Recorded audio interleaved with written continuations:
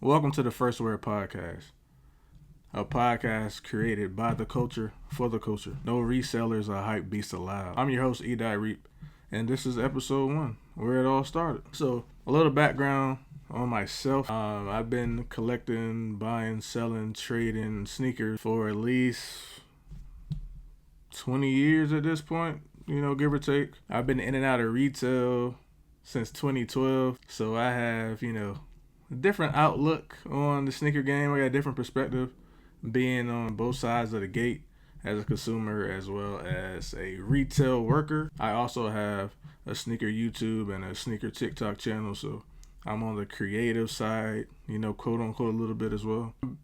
I do create content, but it's not like, full on skits. I basically, show my pickups, the typical. I might hop on some trends or like trending sounds that make sense to like what I like to do, what I like to show. But yeah, I wanted to start this podcast because, I just wanted to do something out of the norm for sneaker podcasts. I feel like the typical sneaker podcast, for one, the names are like a play on soul, kick, sneakers, something, along those lines, which is cool. I like my first few names for the channel were definitely geared around those, but I wanted to like differentiate myself because anything that I thought of or I thought was clever, I would like Google it, then I would see that name is taken or is something similar. I even had some help from ChatGPT, and it took a good 3 days to really like hone in on like one particular name that wasn't taken or like too similar to like another one. So first wear, I really wasn't feeling it at first, but after like a few different groups of names that didn't work out, like first wear just kept like coming up. And once like I saw the breakdown of like why that name, it definitely resonated with me and like kind of my direction for this channel or this podcast. Like first wear, like that is very relatable. I want this podcast to be, like I said, for the people, by the people. I want to talk about the topics that hit home for us, so like make sense to you. I don't want to do the typical what's coming out this week. What are our new pickups? Like, do you think these will move? Do you think they're gonna sit?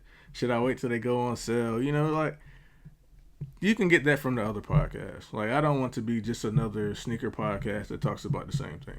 Of course, it's gonna be sneaker centric. It's a sneaker based. It's a sneaker podcast. But I'd rather talk about stories or like topics that the community wants to relate to, like what they want to talk about. Like I'm really tapped in on sneaker TikTok and sneaker Twitter, so if there's any topics that are really like going crazy over there, I'll bring it over here. If you're not on that side, then I would talk about it.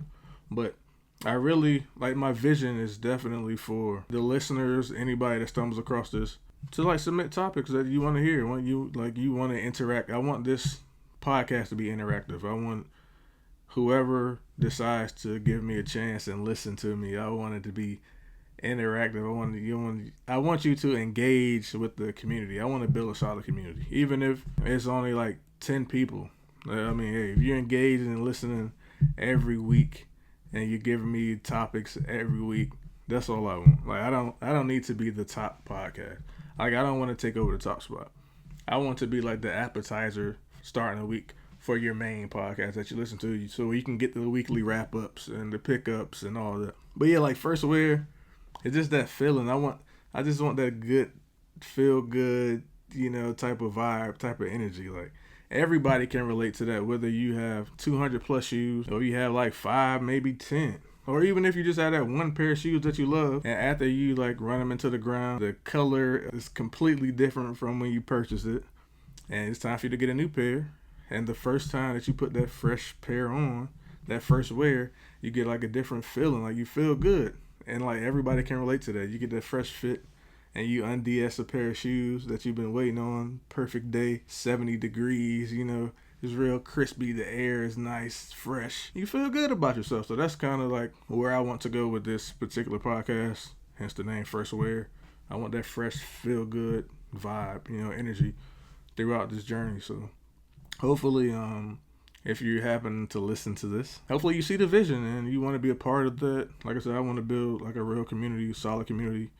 I want this podcast to really be for the culture. Like, I want those, those underground conversations or topics that, like I said, affect us. Like, of course, if there is, like, breaking news in the sneaker community that really will affect us one way or the other, I'll touch on it. But I'd rather, just tell stories, man. Like, something that invokes a positive feeling, instead of the negativity that we see now with the reselling and blah blah, cop and drop, worried about money, how you gonna, but I don't want that to be about that. So with that being said, I want to keep this like intro short and sweet. I'm not sure how long we are now, but I want to keep it within 30 minutes or less. Like I said, it's the first episode, and I want you to get a feel for me, whether you want to continue to listen or this is not for you. Either way, appreciate you for giving me a shot regardless. So yeah, the main topic today basically give you the sneaker that started it all for me and why I'm to this point I am now. Like, if you're watching the video, you can see I have a background with my sneakers, or a good amount of them. I have them like surrounding the room. But yeah, I'm all over the place with sneakers, man. I really truly love sneakers. I'm really in tune with the sneaker gang, sneaker culture. It's not just one brand for me. It's like sneakers as a whole, from the mainstream stuff to the independents, Saya, John Geiger, Rock Deep, Kizzo, and then of course, Saucony, Reebok, Asics, Jordan, you name it. Like, I have it. But yeah, the first pair that really made me feel like I'm here. Like, I'm in this sneaker game for a long haul. Summer of 2000, that was the summer going into my 7th grade year. I was at Paul Webb basketball camp, and the Olympic 7s dropped. So of course I had to get my mom to, do something out of the norm and wait in line or camp out. I can't remember, 'cause like I said, I wasn't there. Just that feeling that I got, I was really anxious like all day. Because, when I had the time, or like free time during camp, when we had our breaks or whatever, like, I'd check in with my mom to see like what was going on. And when I finally got the confirmation that she picked up my pair, man, it was so crazy. I could not wait to get home to get them. And I remember she was like, "Hey, I am never doing this again. If you want another shoe like this, you got to be out there yourself." She was like, "This is the first and last time that she's ever doing something like that." I guess it was crazy, even back in 2004. And the Olympic 7s, man, it's just one of those shoes now. I don't know if it was just the feeling that I got or the shoe itself, but that is my favorite shoe of all time. If anybody asked me over the years, it's never changed. It's the Olympic 7. The colors, like, if you read the colorway on the box, like, it doesn't seem like they go together, but like when you see the shoe, it's just, I don't know, it's just something about the Olympic 7s, man. Then it's like the only Jordan 9, or like the OG Jordan 9s, that doesn't have 23 on the back. It has a 9 on the back. So it's something different. It has the plain tongue, like most of the Jordan 7s had like the abstract tongue, the Mitch-Mac tongue or whatever with the design.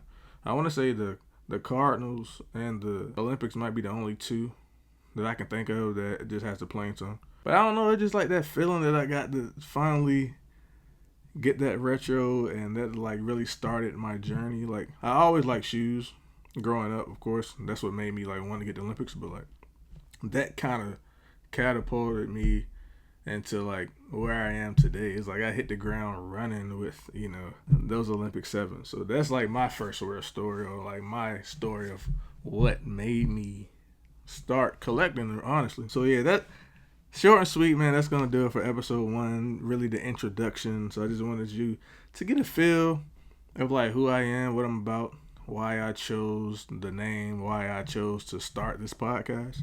So hopefully that was enough to like at least pique your interest to tune in to episode 2. I think episode 2, I'll probably touch on retail, working in retail just a little bit. Just peel the curtain back just a slight bit, so you can, you can see what's up just a little bit. Like I said, I'm definitely open to all topics that you would be interested in. All my socials and everything will be linked down below, the link tree, Instagram, TikTok, Twitter, YouTube. I do have a Google form, so if you want to be more discreet, or want to be more professional, you don't want to slide into the DMs, I get it. Just go ahead, hit the Google form, and you can submit your topics that way as well. But yeah, I'm definitely excited to go on this journey, start this journey, begin this journey, build this community. I really think we can execute this vision, y'all want to join me on this journey. We'll see how it goes. But yeah, man, buy what you like and love what you wear. This is the First Wear podcast, man. We just getting started. And for those of you out there, yesterday you said tomorrow. The time is now.